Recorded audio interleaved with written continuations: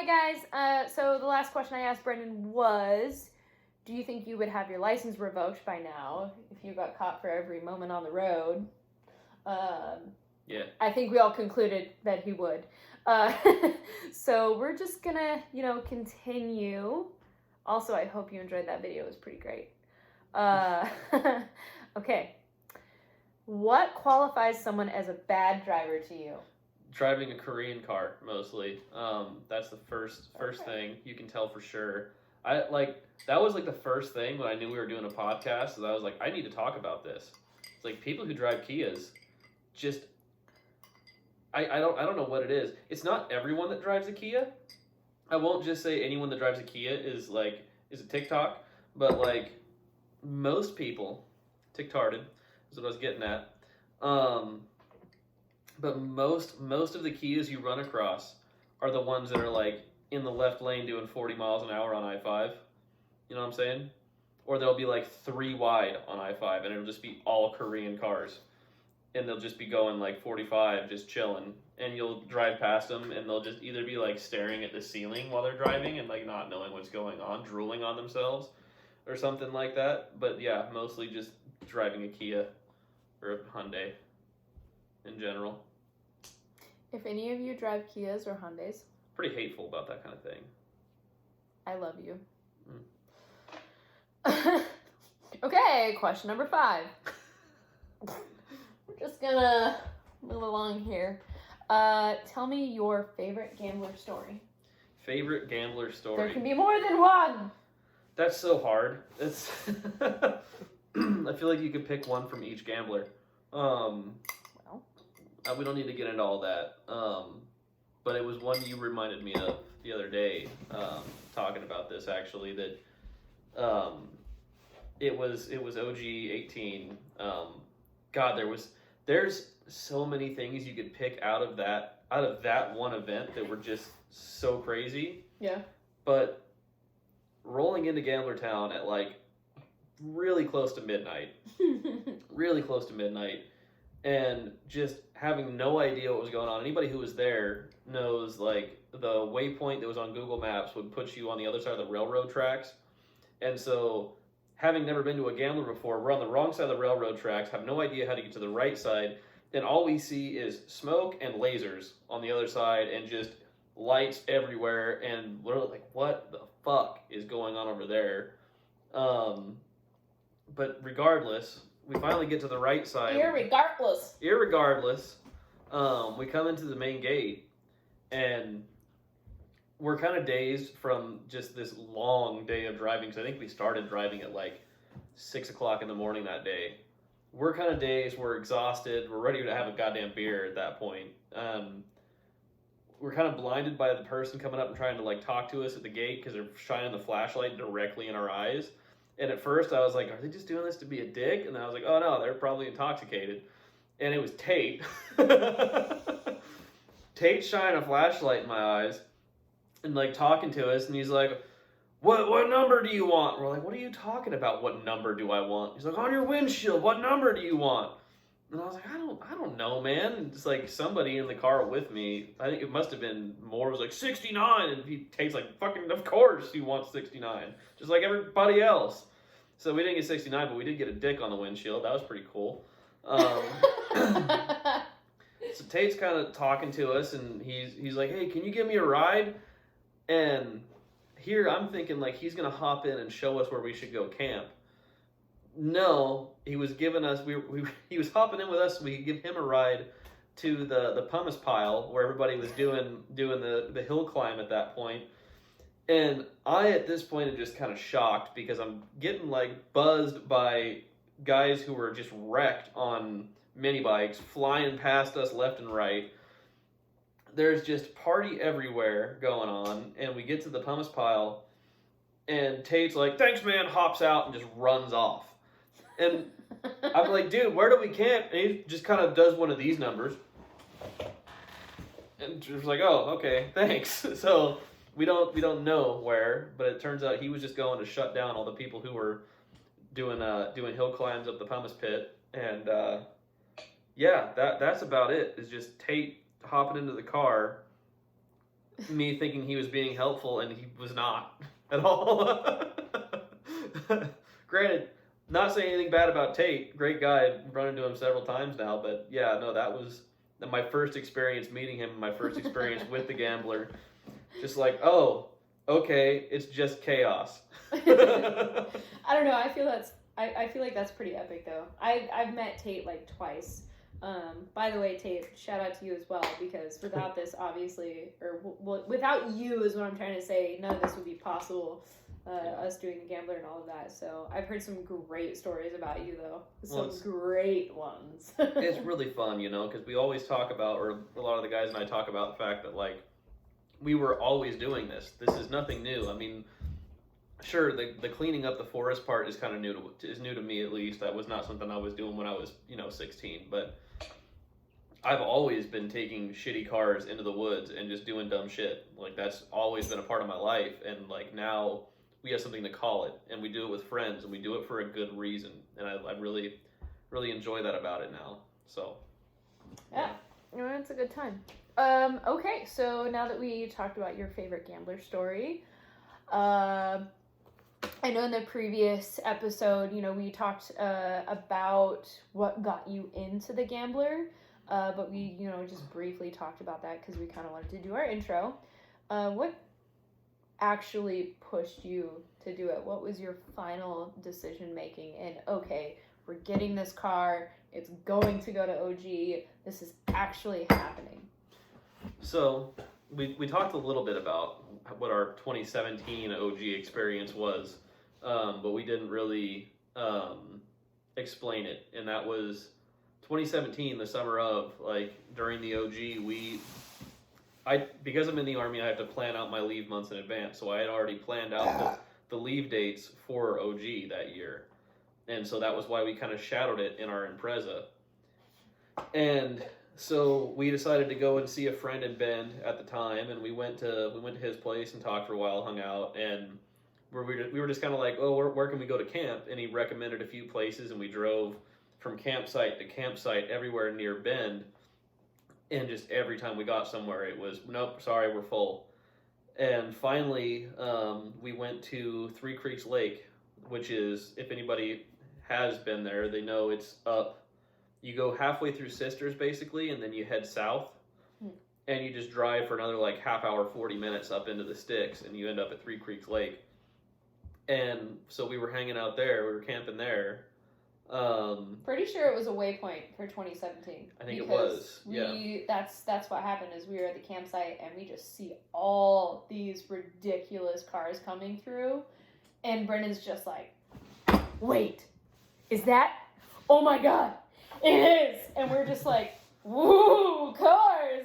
Well, in like hindsight, I wish I had been more social, because like then I didn't understand what the gambler community was like. I didn't understand what the people are like there. And I remember seeing dudes, like big dudes, scary looking dudes with dreadlocks, like really big dudes wearing leather and shit. Like they were intimidating looking people. And I saw them. It was a Crown Vic painted like rainbow tiger stripe type situation. There was that, and there was a Kia van, who are not the retarded Kia drivers.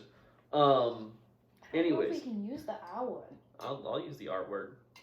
Probably shouldn't. I work in behavioral health, folks. So yeah, no, there's this group of guys that showed up and they kind of walked down to the water, and we were in the lake. And I thought about going and talk to him, and I didn't, and I just kind of regret that now. But regardless, that was kind of the point of, yeah, next year we're gonna do it. I started to make a plan. Was that a jalapeno or a pickle? It's a jalapeno. Okay, good. So the plan was like, okay, we're gonna buy a car in February, so that way we have lots of time to make sure I can get it up to par by the time we leave. And that was what we did. We bought the Brighton Edition Legacy, February 2018, and it sat for like 4 months. I don't know. I left in April that year. Yeah, and then I spent all of our money making sure it was ready to go. Yeah. And that was when we got the hookup from Todd's Point S on the wheels and tires, and I think I got that car registered the day before the OG.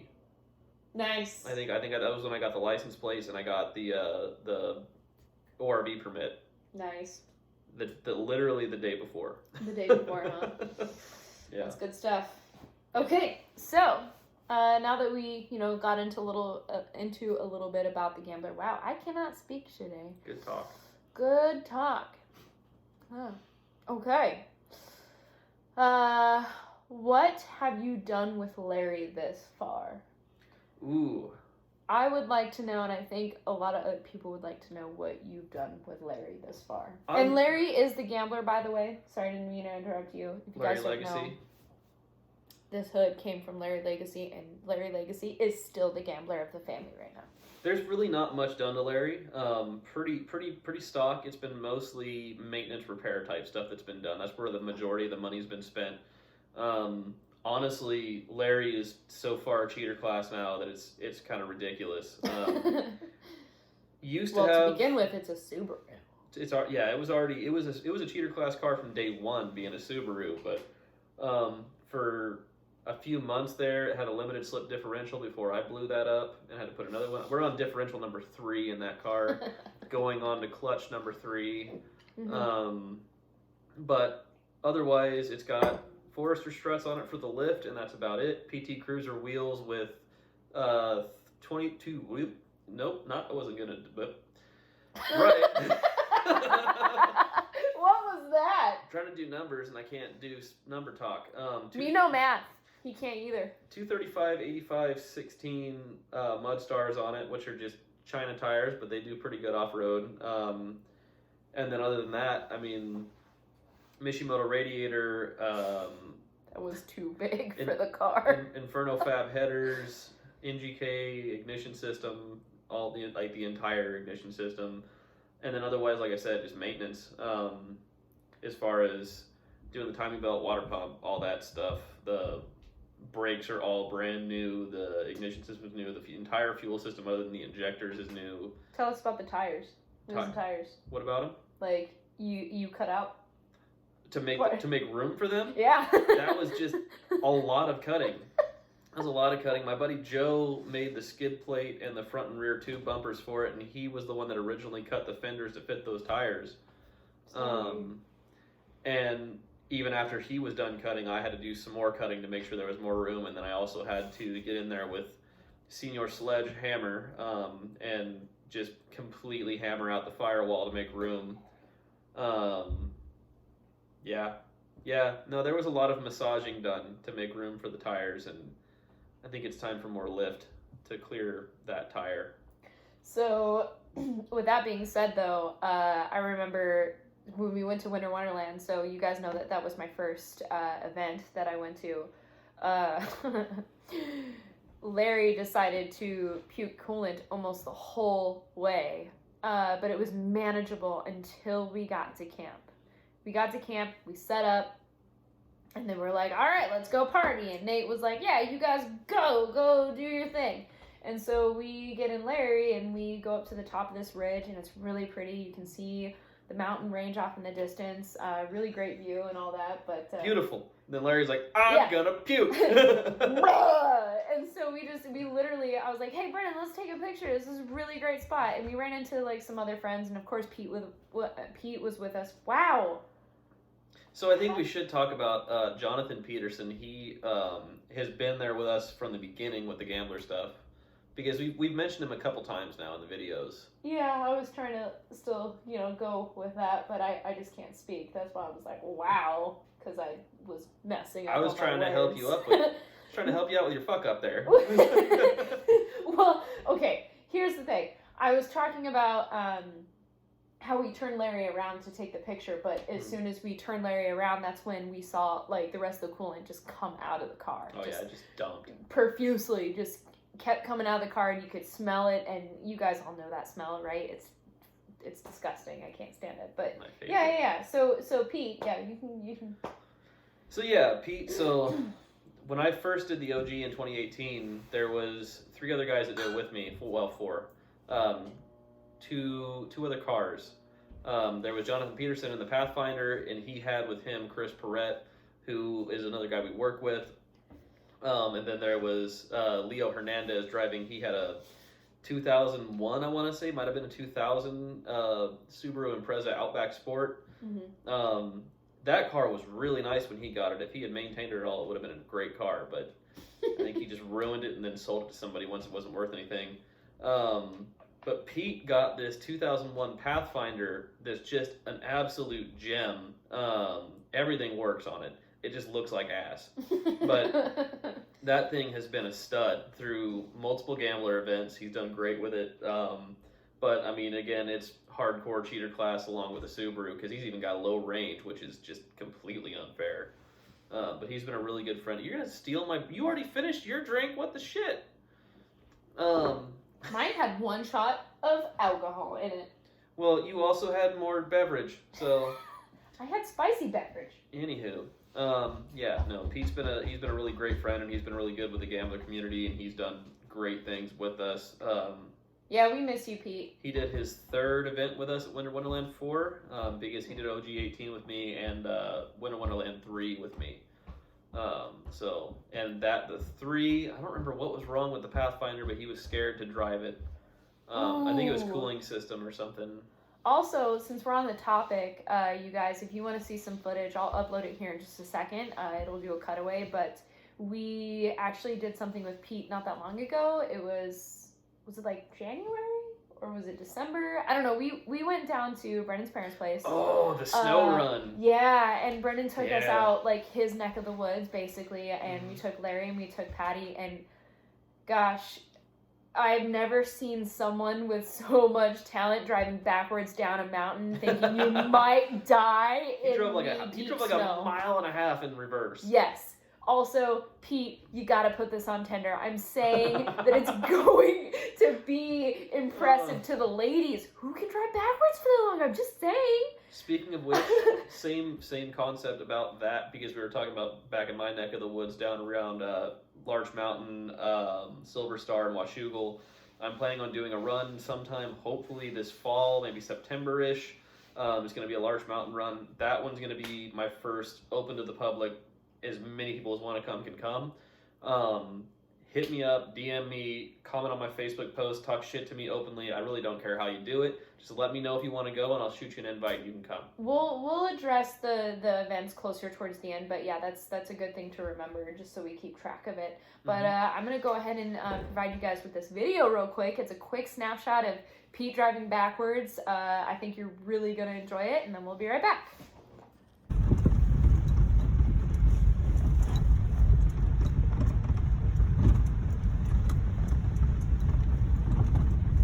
Hope you guys totally enjoyed that. It's impressive, right? Pete is talented. Also, let me just say that Pete did get stuck right after that, but in an area that you normally wouldn't get stuck. He was just like, oh, now I'm going to show off because I'm so cool. And then he drove into a ditch. And then Patty was like, nah, bruh. And then to Pete's credit, when he knows there's somebody to pull him out, he will do shit knowing he's going to get stuck, or there's a potential that he will get stuck. He has not gotten stuck when well, actually, you know what? I don't think we've ever gone four-wheeling in just Patty before, so... No. I don't know that he wouldn't do that on his own. It wouldn't really shock me too much, I guess. Okay, that's... Taco Kitty. Right. Okay, so I've got another great question, I think, and I want some of you to answer this one, too. So, if you had to choose a car to run stock in OG, not a Subaru, what would it be and why? Ooh, stock car to run an OG? Yeah. Fully stock, nothing done with it, not even a CB. You know, you get nothing. I think my choice is going to be the same as, like, my ultimate gambler car. Yeah. Because, like, the one I really want to do, and I think I talked with Kevin about this at one point, I really want a Corvair really bad. My dad had one when I was a kid. Like, I just vaguely remember seeing this car in the garage, and I don't think I ever saw that car drive. I don't know if it ever did. Sorry, Dad. But yeah, no, I'd really like to have a Corvair. But it also would be super rad to run one stock. I'm sure it would be miserable. I don't think Corvairs had AC. They Oh yeah. they probably did at some point, but it probably didn't work worth a shit, even if it was new. But yeah, no, I would love to run a Corvair regardless. Actually, you know what? No, Corvair as the ultimate. Pretty much any Cadillac for the stock car. I want to run a Caddy so bad. Okay, you can put tinfoil on the rims. No. Okay. I don't know if you guys saw it. It was a video. Some guy put yeah. tinfoil on all the rims of his Cadillac and the bottom panel, and it was just fantastic. So, are you satisfied with that answer? Corvair or a Corvair for the ultimate, Cadillac for the stock. Okay. Yeah. All right. Be sure to answer that question. I really want to I want see a Corvair pre-runner. That's what I really want. Okay, Brendan. What? I got another question for you. What is it? Can you do the chicken dance? No. Do it. No. I don't Do know it. you just asked if I can. I can't. I don't know how to do it. I think he does. I don't. I think he does. Actually, don't. Come on. I don't. It's like the whole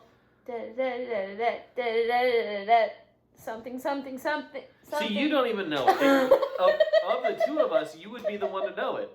Come on, just something like that. I don't know it. You. All right. Question number next. Okay. Question number next. All right. God, you ruined my fire. Do the llama dance. We'll have to work on that. What's the next question, damn it? Craziest thing done in Larry. Craziest thing done in Larry. Yes. Oh boy. Oh boy. The funny thing is, I thought that was going to take me a second, but it didn't, because I know exactly what it was. Was I in the car? No. Okay. I had 2 witnesses, though, and it was fucking amazing. Wait, was that when the thing happened with what's his name? Yeah. It was that one. It was exactly that one. I can't speak Frida's husband. No. Oh, God, that's good, Jake. too. Sorry, Jake. I didn't forget you, I promise. I just forgot you. No. So it was Winter Wonderland 3, and when we were leaving, anybody who was there knows it was a dead end road, paved road that came down and came to a little cul-de-sac, but there was nothing around. It was just a campsite to the right, and down it was just a grass field all the way down to the end. But I even remember asking when we first got there. I was in car number 2 or 3 to come in through the gate, and I asked the official, the guy who was directing traffic. I was like, "Hey, so if I do something stupid on the way in, am I gonna get in trouble?" And he's like, "No, do whatever the fuck you want." I was like, "All right." So came into the end, and it was grass when we got there, and came into the grass, floored it, and just kind of slid the car around, and then drove through the field. And I think pretty much every single person that followed me did the exact same thing. So by the time we were leaving the next day, or the following day, I should say, it was just a mud pit at the end there, past the cul-de-sac and towards the end of the field. And so coming up to that, I had Moore in my passenger seat and Peterson in the back seat, and came in there pretty hot in the first place. I think I was low second gear. I was probably going 2,000 RPM second gear. Dropped it into first and just dumped the clutch full throttle and just rev limiter sideways the whole way, backwards entry around the corner. There was rocks, there were boulders, giant 6-foot wide boulders on either side of the exit. And it was just dirt and grass up to curb into cul-de-sac. And so I slid. I think the front bumper must have been 6 inches off of this rock, because I thought for sure we were going to hit it. But I just stayed pinned and jumped out of the mud pit and landed sideways on the pavement. The car straightened out really violently and then carried on. And That was the dumbest thing I've done in Larry, and I cannot believe the car didn't break. We thought for sure it was broken because it had the nastiest vibration the whole way home. Like, I thought it was about to fall apart the whole way home, the next 120, 30, maybe 50 miles. And then the next day, after we got home, I came out to the car and like did a little walk around and realized the passenger wheels from sliding around the corner were just completely caked in mud. Kicked the mud off the wheels because it had dried by then, drove away, vibration's gone. So, yeah, no, that was the Got lucky, huh? that was the hardest beating I've given Larry, for sure. And I can't believe the wheels on the passenger side when I landed sideways didn't just fold underneath the car. It didn't go full DeLorean there and just tuck the wheels under. But. You know, he might say that is the craziest thing he's done with Larry, but the craziest thing I experienced, we talked about this in the last episode, was when we went to the sand dunes in Oregon. Where was it? Florence? Near Florence. It was Sand Lake. Yeah. Sand Lake, where we jumped it was a drop. It was like a 3-4 foot drop that came up too soon. But Brendan made the right decision at the right time. It caused the roof rack to come loose, and it just about left the car. So, and other people in the area in the parking lot were telling us that when they saw it, it was doing this the whole way back to the parking lot, and they thought it was gonna fall off. And God, Larry got messed up pretty bad after that one. I know I've talked about it before, but like I had two options there because we learned pretty quickly that Larry doesn't have the horsepower to drive over dunes. So my best bet, I'm not going to disclose the speed at which I could drive off the beach in Sand Lake because the speed limit is 25. So I must not have been exceeding 25 miles an hour. But I had to go upwards of the speed limit to get up the dune, and I would go up dunes. And so what happened was I went up a dune and started to come back down the dune, and I realized pretty quickly there was a drop, and I was like, well, I can stop and not go off this drop and not break the car, or get stuck. I can stop and get stuck, exactly, and just hope that somebody's kind enough to tow me out of there. And this was it was after Cupid's Curse. So it was like a Sunday or a Monday. Yeah. And yeah. So, I think it was Sunday because it was literally right after Cupid's Curse, and that was a rough weekend. So I chose to send it.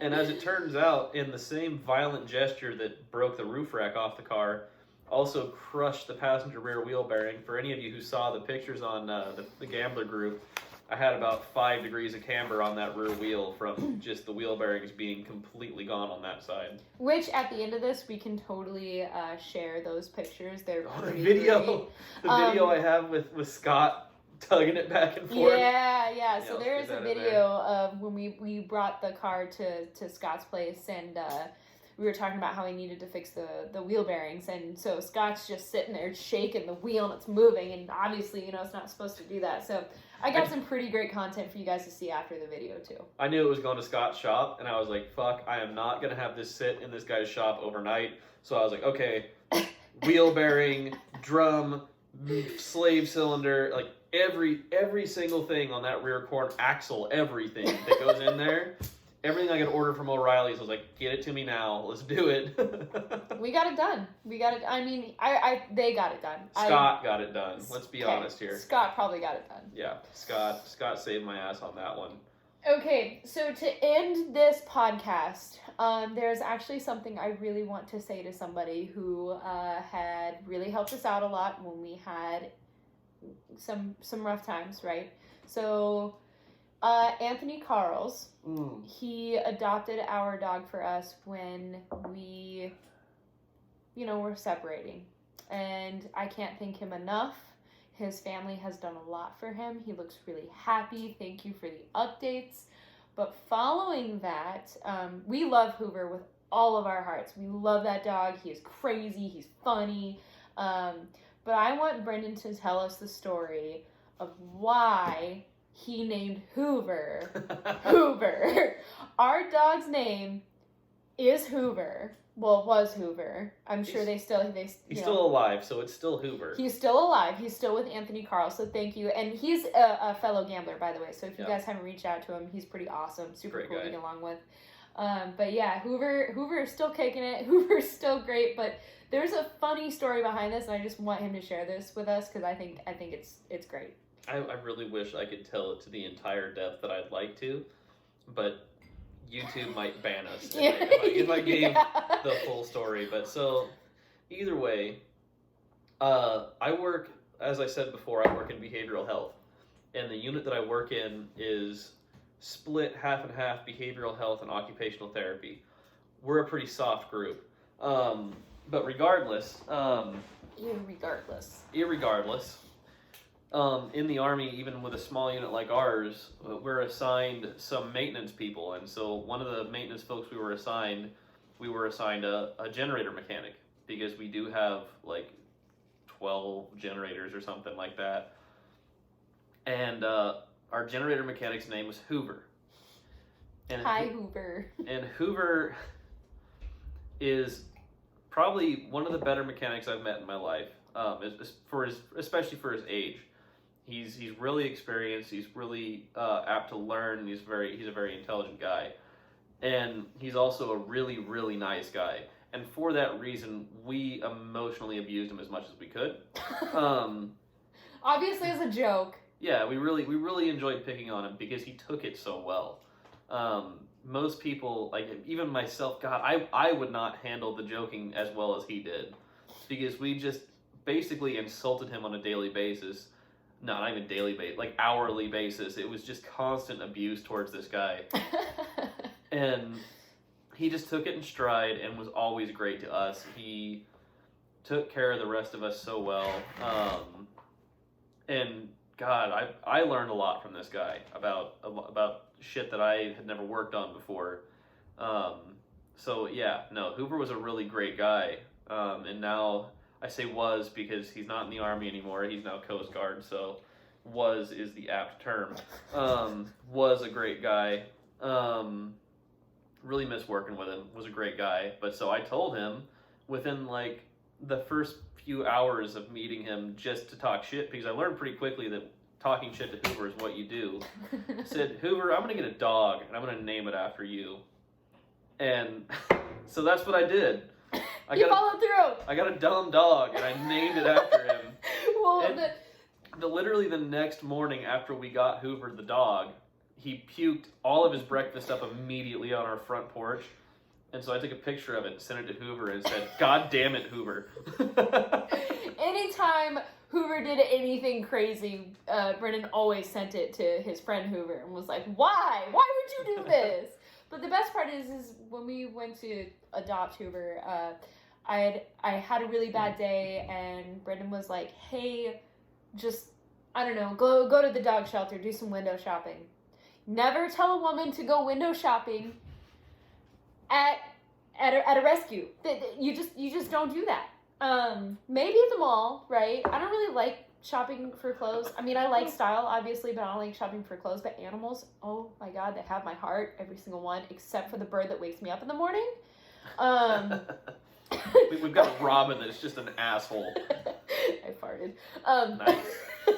So anyway, I saw this yellow lab, and he was maybe a month old, and I was like, I'm sold. A month? Yeah. Hoover? Like, no. This was a long-haired yellow lab, and that was Brennan's dream dog.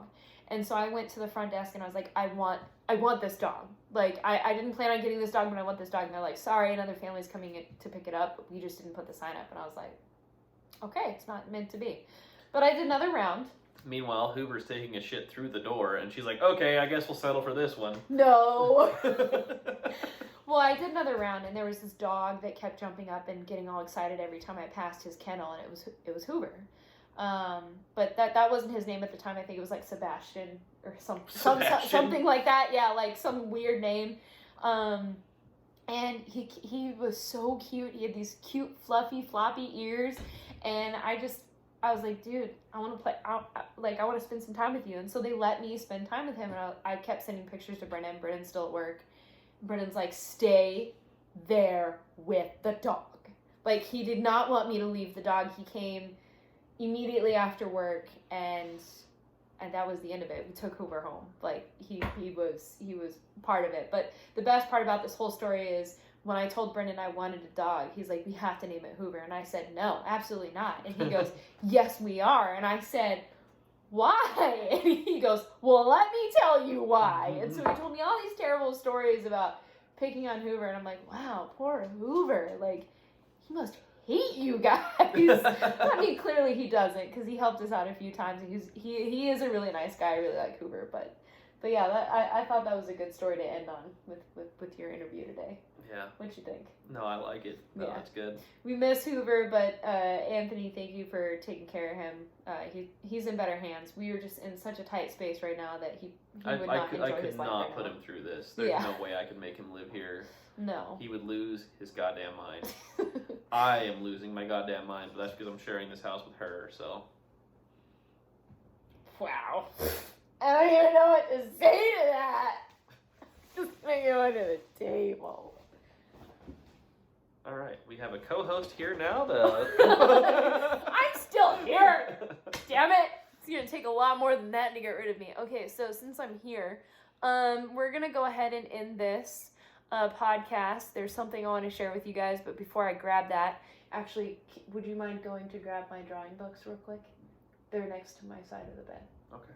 Thank you. Right.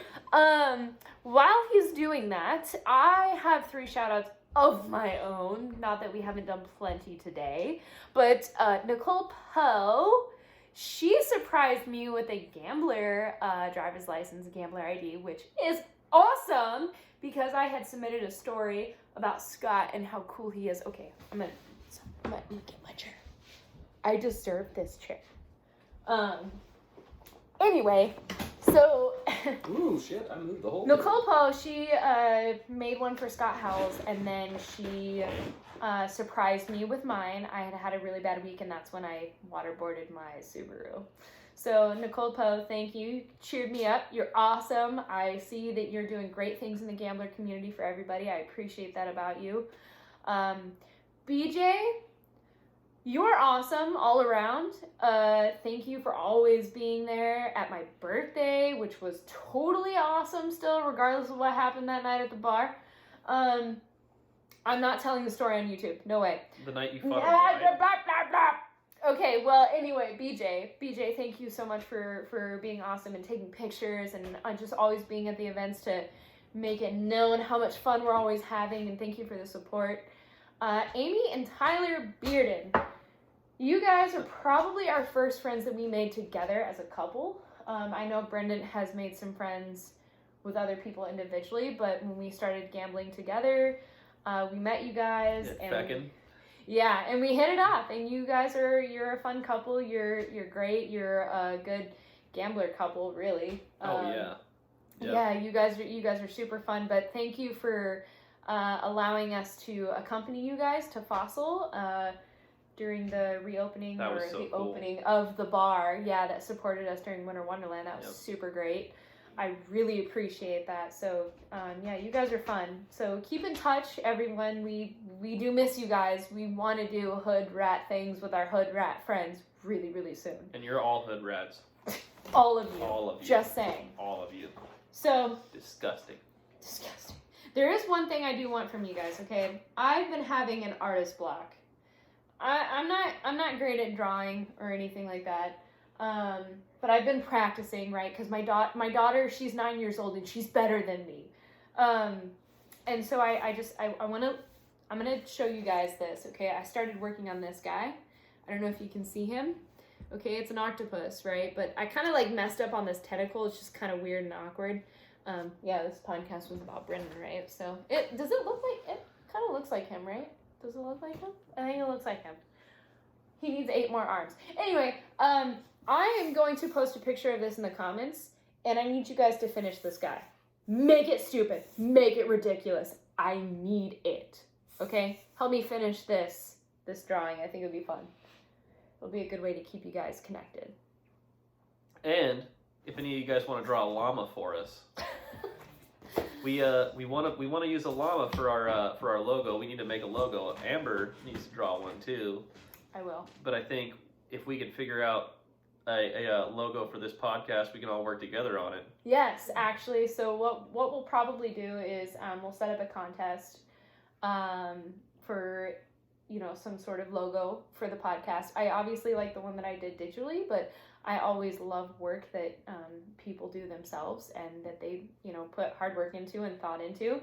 And so we'll think about what the reward would be and what the competition will be, and I'll announce that in a later episode. Stanley Gamblerton, I'm looking at you. Stanley Gamblerton. Anyway. We hope you guys are surviving. Thank you for tuning in. Just enjoy the pictures and videos that I have left for you at the end of this, and we'll see you next week. All right, we done here? Yeah. All right.